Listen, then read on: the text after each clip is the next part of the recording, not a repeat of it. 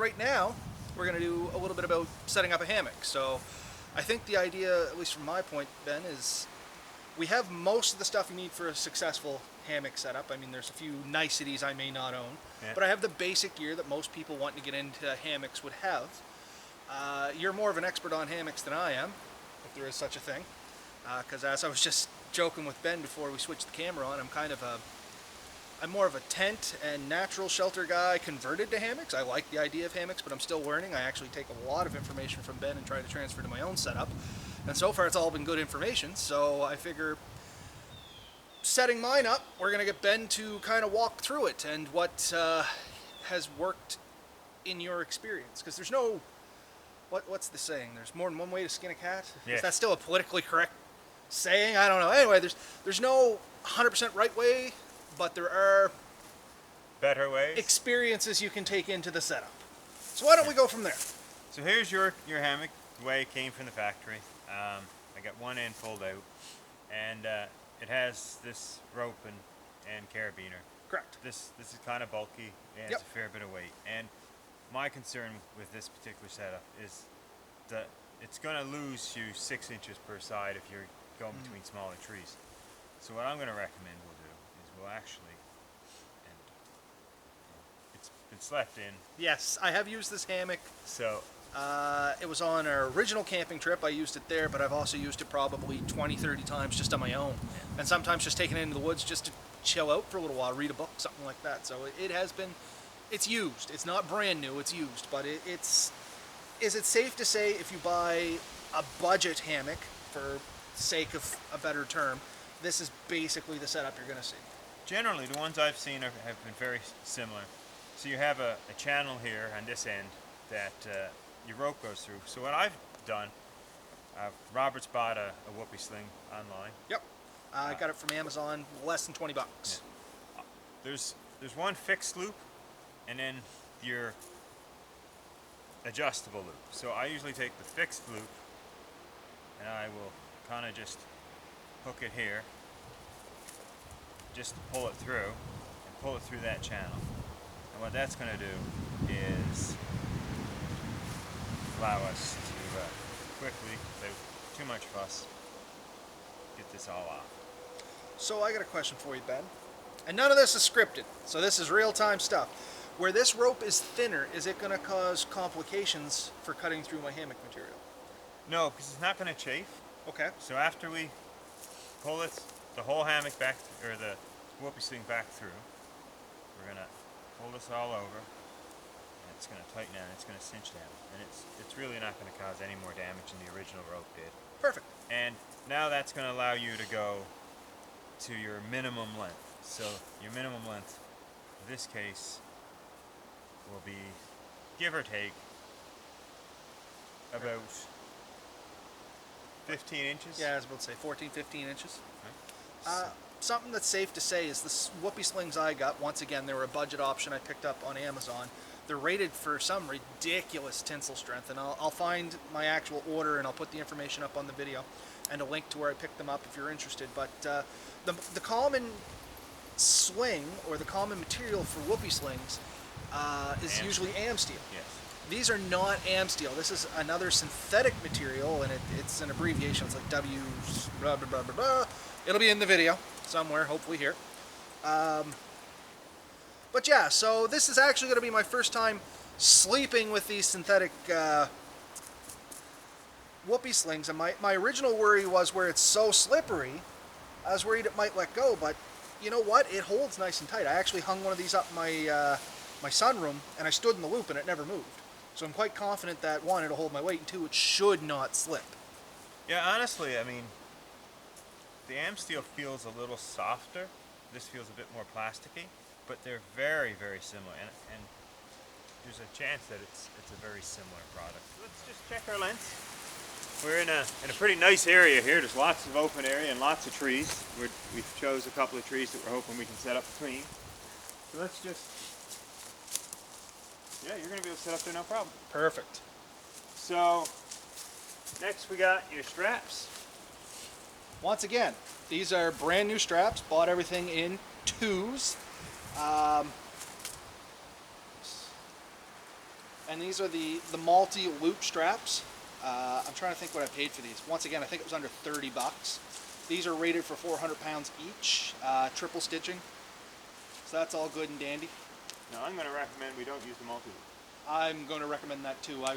I bought the multi-loop to play with. I am not. It's not no harm in getting them, but just because of the length we're going with, we're going to try and keep these as short as possible. Yeah. Okay. Right. Just fold it over. Bring it up. Pull through your existing loop. Okay, do her one more time, Ben. I goobered it up. I'm going to zoom right in on your work there. Fold it over. Bring it up. Pull it through. Then take your carabiner. Put it in there like that. Cinch it off. Then I would take your whoopee sling, go over the whole carabiner, not using the lock, and just sit on top of the knot. And is there any specific reason that you would do that, Ben, over just connecting it to the carabiner? You're depending solely on your strap. The other thing though is if you're hooking a tarp or something over, you can still use your carabiner. If you pull anything to extend like your netting up, yep. I'll often use this because this isn't under as much weight. It just takes the weight off your carabiner, puts it right on the strap. I use aluminum arrows for my my toggle. All right. You're going to use your whole carabiner. It kind of gives you the advantages of both worlds. So there's the aluminum arrow that Ben uses in his setup. Same Marlin spike hitch is what this is called.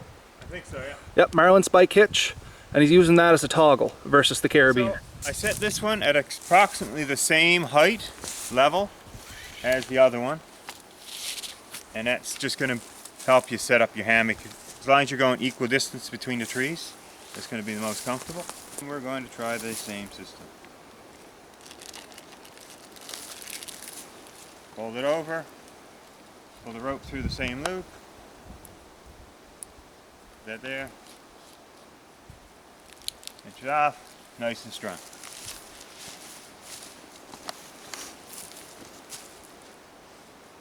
We were kind of worried that these two trees might be a little close together, and it looks like they're actually going to be almost perfect.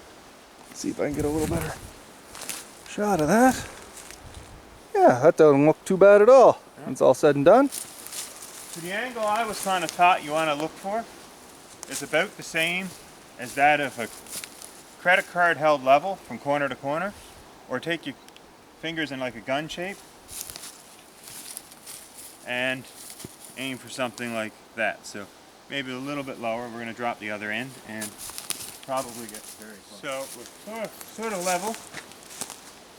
Try not to cut.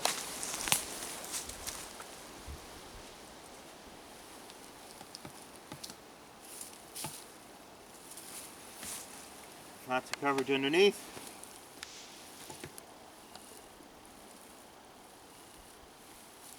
See how you feel it? But I mean, that's still...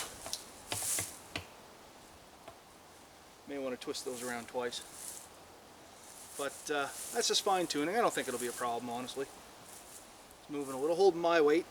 And I'm less than 300 pounds, but over 250 pounds. I don't want to give away my secrets too much, but seems good.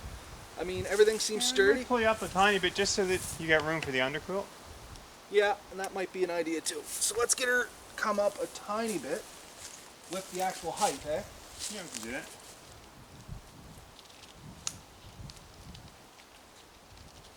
That's the nice thing with the tree straps. You kind of have that quick adjustability. And the whoopee strings will allow you to quickly adjust the tension. And they act as drip lines too, so if the water's coming out. Higher on my side. Yeah, so that's kind of the advantage of the whoopee slings. And honestly, I always went just with straps. Come back here. I always just went with straps and carabiners. Like I said, this is my first time out changing my setup like this. Simply because when Ben and I went, it was so much easier when you set yours up. With the underquilt and the sleeping bag, something I like to do is get this done early when I show up to camp. And the reason for it is that allows you to get that early loft. If you do it just before you go to bed,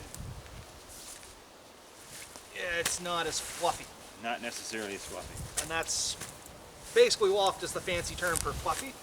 And it just, as Ben said, gives it time for your whatever your material is inside. If you have a down one, which is your higher end ones. I wish, my dream. Yeah, me too. Or if you have a synthetic one, it just gives that material inside time to spread so it'll hold. Like the whole idea behind this is you're trapping warm air next to you, and it shouldn't bleed out. So I oftentimes, just to keep things clean and dry and happy, I will, to lay it in, start by simply tying off.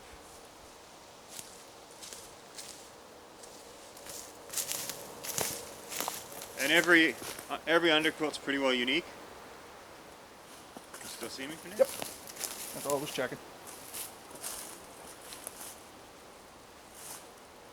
So yours might be different than this particular setup. The tie-ins might be different. So the long and short of it, you just want it attached so that it's up and underneath you. I find the faux hitch works really good with the bungee cords for some reason. They just cinch down. And these are flexible, Yeah, so it has a little give. just the bungee cord. Yep. So we're gonna try.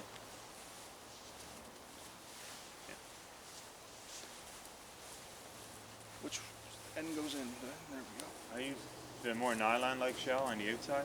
Okay. I think it gives you a bit more of a.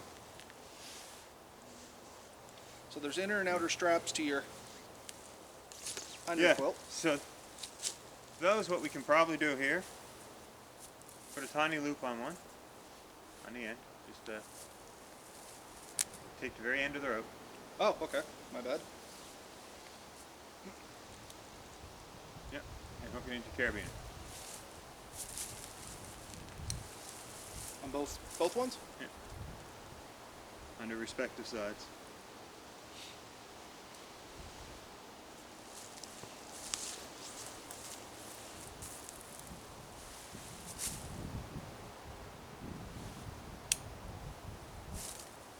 Guess I'll choke that one up a little bit.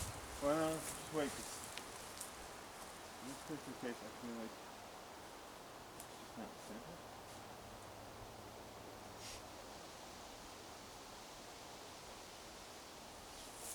Something essentially like that. And you're done. And so what that does, this should, correct me if I'm wrong, Ben, this shouldn't actually be touching your hammock. You actually want ever so slightly of a gap to trap that air in. No, the insulation is your air Okay. gap. So you can touch But it. you can touch it. The bungee cords are going to give you the flex, but you don't want it bar tight off to you. You just want it hugging you. Okay. So kind of like an extra sleeping bag under you, if you will. Exactly.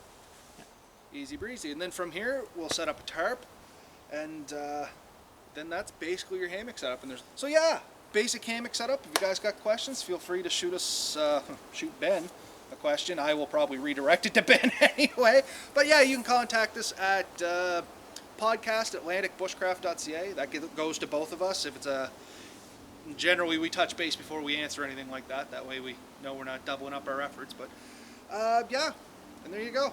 Beautiful setup. Well, thank you all for joining us again this week. I hope you enjoyed the show as much as we enjoyed making it. As always, everything you see in our videos is based on our own knowledge and experience. If you try to attempt anything we do, just make sure you do your research and test some stuff out in a safe environment before you actually trust your life to it, or not even your life, just you don't want to be uncomfortable in the woods. We never go uncomfortable. We test all our stuff. I mean, outside of unforeseen things, we always try to do our best to make sure we're as equipped as we can be to come in, and we hope you do the same. Yeah, we always have a backup plan, and we use well-known, well-trusted gear. So just be sure you do your testing, and if you do get out, shoot us a message or link to us. We'd love to see it. All right, guys. Have a good one. See you later.